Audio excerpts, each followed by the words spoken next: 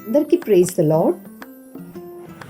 దేవుని పరిశుద్ధమైన నియమం ప్రకారము రక్తం చిందించకుండా పాప క్షమాపణ జరగదు.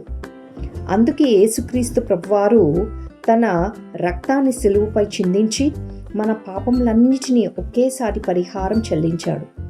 ఆయన రక్తం ద్వారానే మనకు దేవుని సన్నిధిలోని ప్రవేశించే ధైర్యం కలిగింది. సిలువపై కార్చిన రక్తమే మన రక్షణకు ఏకైక మార్గం. అందుకని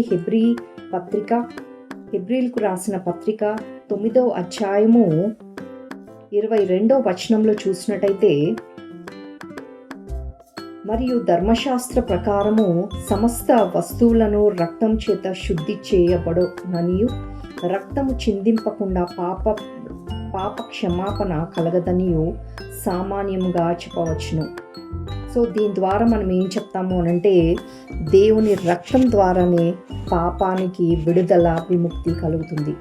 దేవుడు మిమ్మల్ని దీవించి ఆశీర్వదించును గాక. ఆమేన్.